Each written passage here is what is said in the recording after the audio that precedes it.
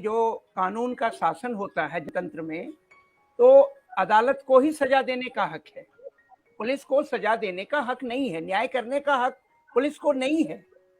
तो ऐसी स्थिति में यह जो बुलडोजर की नई न्याय संस्कृति विकसित हुई है, कभी यूपी में, कभी मध्य प्रदेश, कभी गुजरात, कभी अब हरियाणा या देश के उन हिस्सों में जहां पर भारतीय जनता पार्टी की सरकार है, इसको तो हम पुलिस स्टेट कह सकते हैं ना, पुलिसिया तंत्र है ये, यानी कि पुलिस जो फैसला करे। लेकिन उससे भी अधिक दुर्भाग्य की स्थिति क्या है कि पुलिस यदि कानून व्यवस्था या लोगों की जान माल की रक्षा करने के लिए अगर कुछ इस प्रकार का कदम उठाए, तो कुछ सीमा तक उसको स्वीकार भी किया जा सकता है कि उन्होंने आम जन के जीवन और उसकी संपत्ति की सुरक्षा करने के लिए कुछ सख्ती बरती है।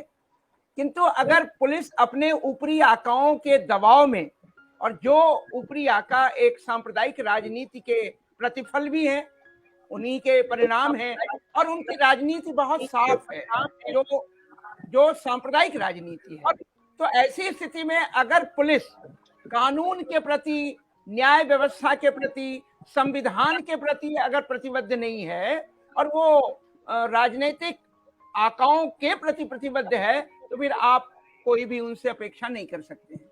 जो कुछ आजकल घटित हो रहा है, मानो ऐसा लग रहा है कि देश में न कोई जनतंत्र है, न कोई न्याय व्यवस्था है, न कोई कानून का शासन है, न कोई संविधान है। इसीलिए पुलिस जो चाहती है करती है, लेकिन पुलिस वही करती है जो उनके राजनीतिक आका चाहते हैं या जिसकी सरकार है वो जा चाहते हैं।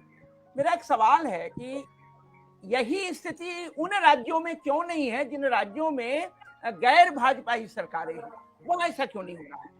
तो इसलिए इस बात को समझना बहुत जरूरी है कि ये सिर्फ उसी राजनीति का परिणाम है जिस राजनीति का परिणाम, यानी कि एक समूह विशेष को एक्सक्लूड कीजिए, एक समूह को उसके खिलाफ उसका ध्रुवीकरण कीजिए और राजनीतिक हितों के लिए काम कीजिए।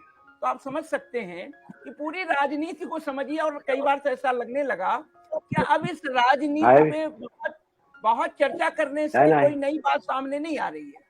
हाँ, अब इस राजनीति का अंत कैसे हो, सवाल ये है जनता के सामने कि क्या वो ऐसी ही राजनीति चाहते हैं, ऐसी ही शासन व्यवस्था चाहते हैं, बुलडोजर का न्याय चाहते हैं किसी के भी घर को? अरे भाई, संवेदना तो ये होनी चाहिए कि जो समाज के कमजोर लोग हैं, गरीब हैं, निर्धन हैं, या झुग्गी झोपड़ी में रह रहे या उन जगहों पर, उनके प्रति संवेदना तो ये होनी चाहिए कि भाई किसी प्रकार से उन्हें बेहतर जीवन देने के लिए सरकार क्या करना चाहती है।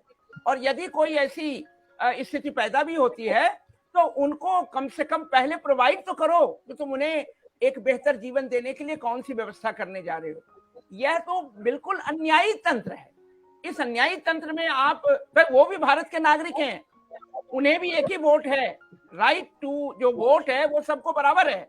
दुर्भाग्य ये है कि पूंजीवादी अर्थव्यवस्था में जो है गरीबों के मत का कोई महत्व होता नहीं है और अमीरों के द्वारा या ताकतवर लोगों के द्वारा वोट खरीद लिए जाते हैं। इसका परिणाम यह होता है कि उनके साथ न न्याय होता है, न उनके जीवन और जो भी उनके मेहनत मशक्कत से कमाई गई चीज। आप कल्पना नहीं कर सकते, गरीबों के द्वारा मेहनत मशक्कत से जो घर बनाए जाते हैं, पहली बात तो वो घर जैसे नहीं होते हैं। वहां कहाँ रोशनी है, कहाँ हवा है, कहाँ स्वास्थ्य की दृष्टि से। और यदि उन्होंने मेहनत मशक्कत से कुछ बना लिया तो कुछ दिनों के बाद जो है वो प्रशासन के द्वारा, अब बुलडोजर के द्वारा ढाया जाता है। एक और बात इंपॉर्टेंट ये है कि जो कुछ वहां हुआ, तो सबसे पहला सवाल तो आज भी वही है कि जो वहां पर धार्मिक जुलूस निकाले गए, शोभा यात्रा या जो भी कह लीजिए, उसमें अस्त्र शस्त्र की आवश्यकता क्या थी? ऐसे भी मेरी मान्यता ये है कि किसी भी जनतांत्रिक समाज में शस्त्र अस्त्र के लिए आम जन के बीच में कोई उसका महत्व नहीं होना चाहिए। ये तो पुलिस के पास हो, सेना के पास हो, पैरामिलिट्री फोर्सेस के पास हो, या कानून के द्वारा जिसको ये जिम्मेदारी दी गई है। अन्यथा अस्त्र शस्त्र के द्वारा जो है आप कोई भी जुलूस प्रदर्शन निकालिए। और अब तो मजे की बात तो ये है कि जो कुछ दिख रहा है उसमें असॉल्ट राइफल और पता नहीं ऑटोमेटिक राइफल्स और तमाम तरह के वेपन्स दिख रहे हैं। तो ये सवाल तो आज भी है कि किसने इजाजत दी।